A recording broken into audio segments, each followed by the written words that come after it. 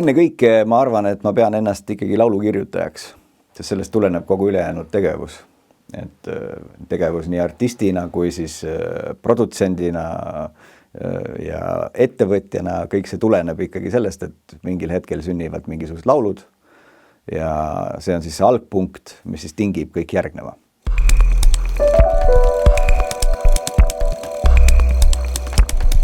Kõige lihtsam oleks vastata, et see on enese väljendamise soov või enese kuidagi jäädvustamise soov.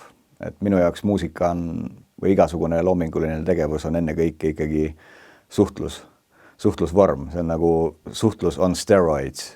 Et ta on nagu suhtluse kõrgem tase, kodeeritud kõrgem suhtluskood.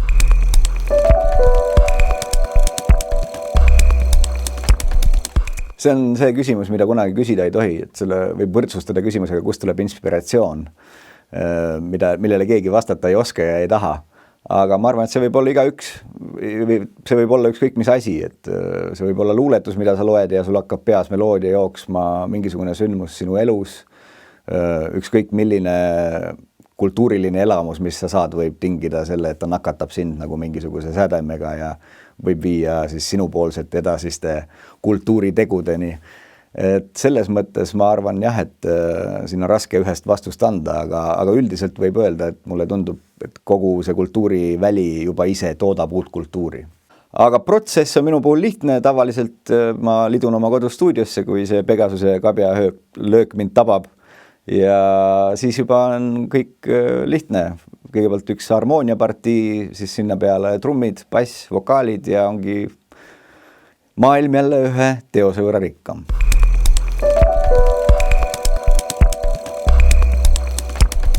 No minu puhul mingit konkreetset päevarituaali ei ole, et ma tean, et paljudel on see, et nad ärkavad koos päikesega ja siis on nende kirjutamise aeg ja nii edasi, et pigem ma tunnen, et enda jaoks kõige mõnusam tööaeg on siis, kui päike läheb looja. Et kui ülejäänud maailm magab ja siis sa tunned, et see on nagu sinu aeg,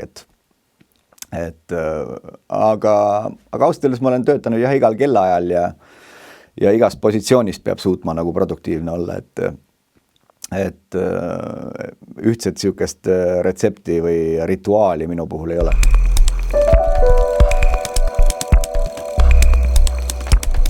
Originaalsus on selline karvane teema, sest et paljud ju väidavad, et meil on ainult 7 erinevat nooti muusikalises skaalas, 8 on juba kordus ehk oktav ja et nendes raamides ei olegi võimalik originaalne olla. Et mina väidaks vastu, et meil põhivärve on ka 7 ja 8 on siis kordus ehk siis valge, eks ole, nende kõigi summa. Et sama hästi võiks siis öelda, et ainult nende 7 värviga ei olegi võimalik midagi originaalset või uut luua, et see ju tegelikult kindlasti ei ole nii. Et kui on võimalik nende 7 värviga siis kujutavas kunstis järjest uusi ja uusi nii-öelda variatsioone leida, siis on ka muusikas. Ja originaalsus minu jaoks mingis mõttes ju me oleme kõik osa mingisugusest tekstikogumist või iga teos, mis siia maailma juurde tuleb, lisandub siis nii-öelda mingisugusesse tesaurusesse või sellisesse nii-öelda kogumisse. On erinevad sahtlid, kuhu siis saab nagu mingite arhetüüpide kaupa neid paigutada. Aga originaalsus minu jaoks on see, kui palju on teoses autorit ennast. Sest sa võid nagu vormi ju laenata ja sa võid tsiteerida, sa võid püüda ükskõik mida teha. Aga kui sa isegi püüad midagi väga täpselt järgi teha, siis tavaliselt ikkagi see ei õnnestu 100%, sest sa oled sina. Ja mida rohkem sa oled sina või jääd ise endaks nagu siis selles kultuuriväljas siis nii-öelda opereerides, seda originaalsem sa oled.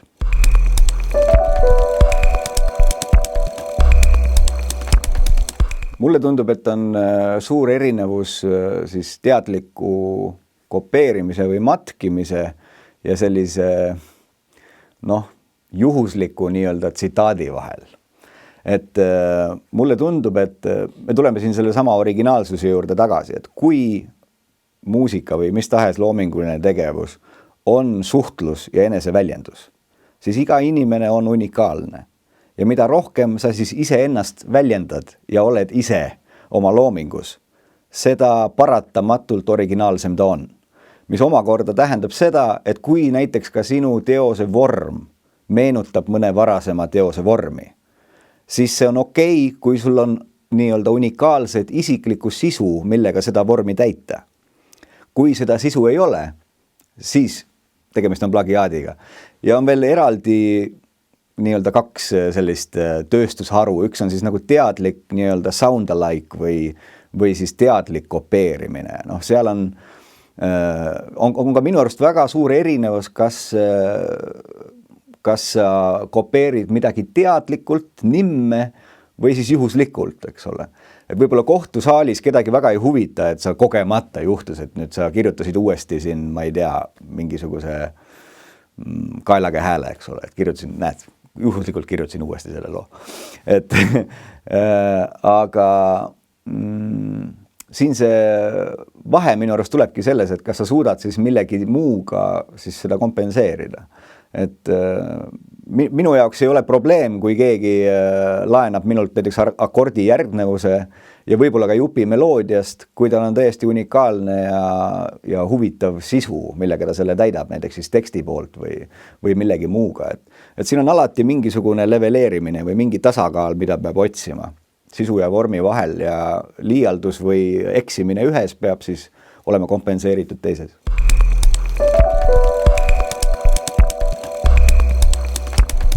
Jah, ma ei ole otseselt loomevargusega kokku puutunud, et pigem on olnud probleeme õiguste siis järgimise ja nende tasu maksmisega ja selliseid probleeme. Aga on olnud juhte, kus tunned ära oma stiilielemente kellegi teise loomingus ja see on iseenesest selline tore hetk, kus sa pigem ma võtan seda komplimendina, kui keegi laenab mingisugust mulle omast nii-öelda võtet.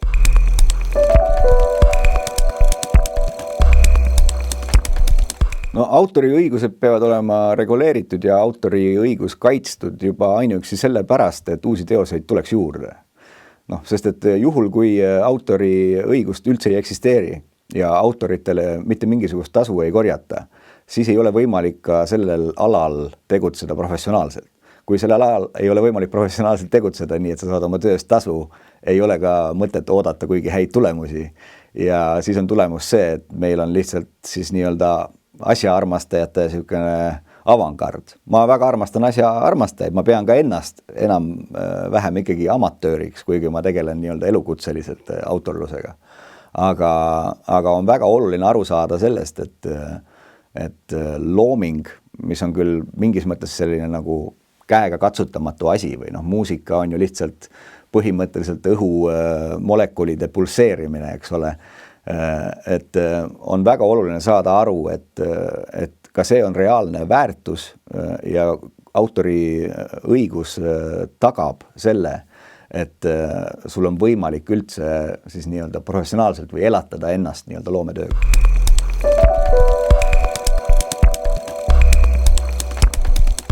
No, mis puudutab autori ausse ja väärikusse, siis näiteks väga hea näite ma võin tuua sellest, kuidas üks Eesti näiteks parem erakond siin paar kuud tagasi korraldas meeleavalduse, kus ta kasutas ühte minu sõbra teost ilma luba küsimata, mis on väga suur rikkumine minu silmis. Sest et on üks asi, kui kasutatakse kellegi teost kommerts nii-öelda väljal ja makstakse selle eest tasu, aga nii kui sinu teost kasutatakse mingisuguse agitatsiooni või mingisuguse poliitilise eesmärgi raames, siis on see loa küsimine on seaduses ette nähtud ja see on täiesti vältimatu. Sest et vastasel juhul tekivadki sellised olukorrad, kus näiteks, ma ei tea, keegi rakendab Leelo Tungla näiteks teksti mingisugusesse sellisesse konteksti, mis talle on täiesti vastuvõetamatu ja autoril on oma eluajal ja ka tema järeltulijatel veel 70 aastat pärast autori surma Euroopa Liidus õigus sellistel puhkudel kas siis lubada või keelata seda kasutust.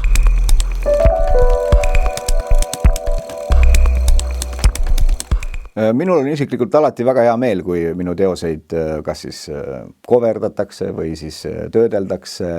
Siin on muidugi üks väga tähtis aspekt autoriõiguses, mis on siis autoriõigus teose puutumatusele. Et siis see, kas küsida minu käest luba minu teose esitamiseks või kasutamiseks, see sõltub sellest, kas teost muudetakse või mitte. Et kui sa teed minu loost coveri, näiteks natuke erinevas tempos või siis teises helistikus, aga meloodia ja harmoonia ja tekst on sama, siis sa ei pea minu käest luba küsima ja mul on väga hea meel, kui sa seda teed, sest et more money for me. Aga kui sa näiteks sample'id või siis lõikad mingi jupi välja või siis muudad seda tekstiga või kirjutad oma teksti juurde, siis tuleb seda luba ikkagi küsida, sest et seadus näeb nii ette. Ja üldiselt, mis puudutab veel sellesse tasustamisse, siis ongi, et kui seda teost lihtsalt kasutatakse, ilma teda märkimisväärselt muutmata, siis ei peagi otseselt minu hinnangul luba küsima, aga sa ei saa ka tasu. Ehk siis tasub alati luba küsida siis, kui sa tahad ise aranžeerijana saada ka näiteks osa autori tasudest. Et see on üks oluline aspekt, et mida paljud võib-olla isegi ei tea, kes nagu aranžeerivad ja teevad töötlusi. Et kui te tahate näiteks ka ise saada osa, siis tuleb alati autori poole küsida ja enamik autoreid, ma arvan, et annavad selle nõusoleku hea meelega.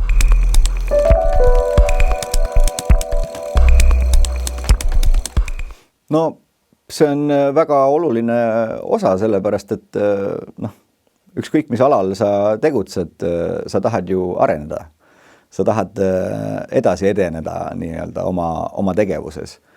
Ja kui sa kogu aeg investeerid oma loomingulisse tegevusse ja see mitte midagi tagasi ei tooks, siis ühel hetkel tuleb mingi sein ette ja sa lõpetad mingi muu eriala peal.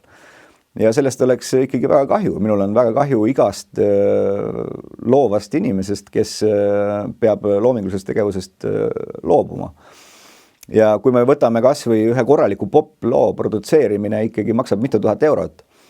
Ja ainult tänu sellele, et on olemas fonogrammi õigus, esitaja õigus ja autori õigus, ehk siis kõik võimalikud kaasnevad õigused, ainult tänu sellele on võimalik nagu tagada see, et sa saad, siis sul vähemalt võimalus teoreetiliselt, kui su muusika levib, saada nii-öelda oma tööst tasu ja siis edeneda ja investeerida veel rohkem, ma ei tea, kas siis aparatuuri ja nii edasi ja toota veel paremat muusikat või ükskõik millist nii-öelda loomingut. Nii et seda aspekti ei saa kindlasti alahinnata, see on väga oluline.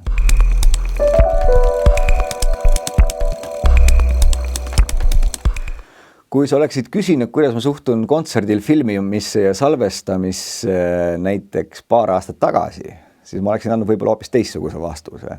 Aga tänapäeval ma suhtun sellesse väga positiivselt, sest et siin viimase paari aasta jooksul on Eestis lahenenud väga pikk siis kohtusaaga Eesti riigiga selles osas, et kas peaks Eestis korjama erakopeerimise hüvitist ehk siis vana nimega tühja kasseti tasu.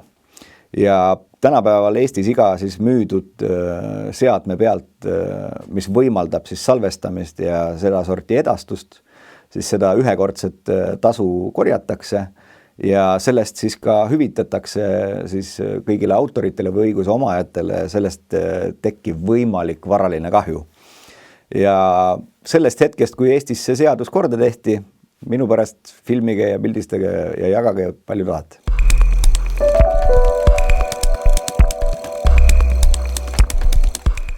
See on keeruline teema, sest et suur osa ikkagi seni näiteks YouTube'is minu muusikast on ise tekkeline.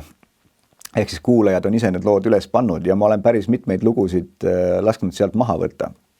Ehk siis reportinud ja pannud siis ise oma kanali alt uuesti üles. Sest mul ei ole erilist kasu sellest, ma avastasin, et mul oli seal 3 kõige populaarsema minu laulu peale, oli seal kuulamisi peaaegu 3 miljonit. Aga mina sellest muidugi ju märkimisväärset tulu ei saanud. Ja siis ole mees ja võta asi käsile ja tee see korda, siis ma panin need lood enda konto alt siis ametlikult üles ja reportisin need ilma loata üles pandud versioonid. Need võeti maha ja siis on võimalik teoreetiliselt, et isegi su play count jääb samaks, et sa ei kaota isegi neid nii-öelda kuulamisi. Et see on omaette selline keeruline ja põnev teema, sest et neid võimalusi tasuta muusikat kuulata on nii palju, aga seal on vaja lihtsalt teada, kuidas täpselt neid asju ajada, et sul oleks võimalik ka sealt algselt näilisest nii-öelda tasuta kanalist, nagu tasuta YouTube on, ka sealt saada näiteks autoritasusid.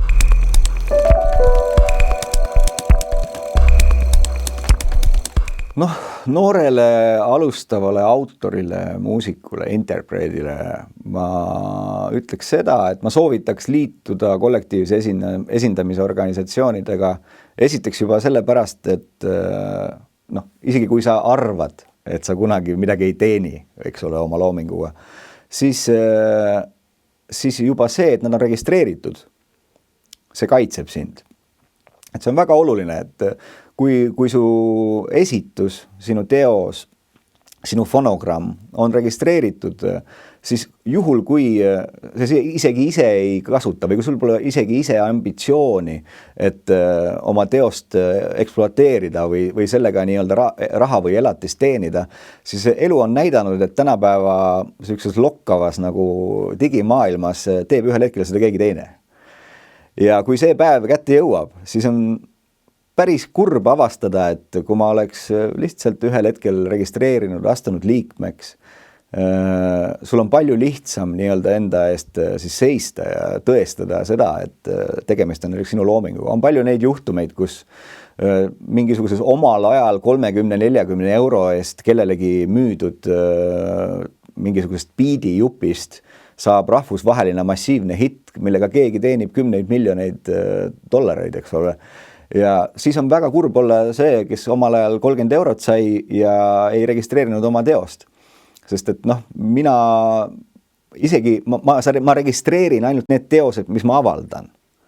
Aga isegi nende teoste puhul, mis ei ole avaldatud ega registreeritud, ma olen vähemalt liige, ma saan alati kas või tagantjärgi siis nii-öelda oma avaldamata ka teose registreerida ja tõestada oma stuudioarvutis olevate originaalfailidega, millel on ajastamp, eks ole, millal nad loodud on. Mul on alati see kaitse, et ma saan tõestada, et mina olin esimene, kes selle peale tuli, et mina tegin sellel ja sellel aastal ja sellel kuul. Kui ei oleks ühtegi organisatsiooni, kes mind sellega esindab, mul ei oleks ei võimalust ega julgust üksi enda eest seista.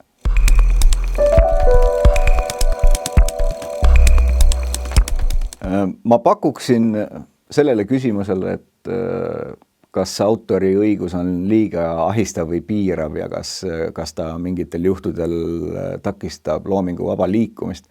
Ma vastaksin nii, et ühest küljest seda vaba liikumist või kasutust on tänapäeval võimatu piirata. See on nii lokkav. Ja pigem on küsimus selles, et kuidas teha vahet või kuidas leida mingi kuldne reegel või isiklik tasakaal selle vahel, et sul oleks kasutajana mugav ja mõnus kasutada siis nii-öelda kellegi loomingut ja et sa ka ei teeks ülekohut inimesele, kes on algselt selle sisu loonud. Ja võib-olla siin niisugune kuldne piir, ma pakuksin välja 2 varianti. Üks on see, et on olemas selline põhimõte nagu oma erakasutus, oma isiklikuks otstarbeks. Sa võid tegelikult teha ükskõik mida.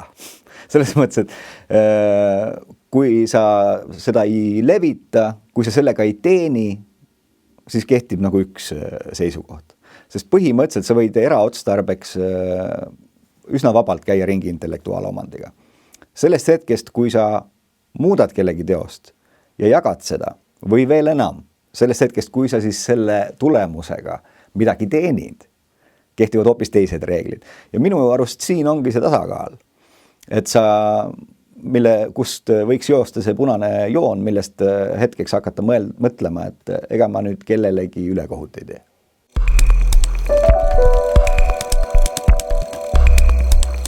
Me peaksime autorlust ja intellektuaalomandit väärtustama ja teadvustama ühiskonnas juba ainuüksi selle pärast, et viimase 10 aasta tehnoloogilise arengu käigus on suurest osast meist saanud sisuloojad, autorid või siis intellektuaalse omandi mingis vormis, kas siis ise loojad või kasutajad.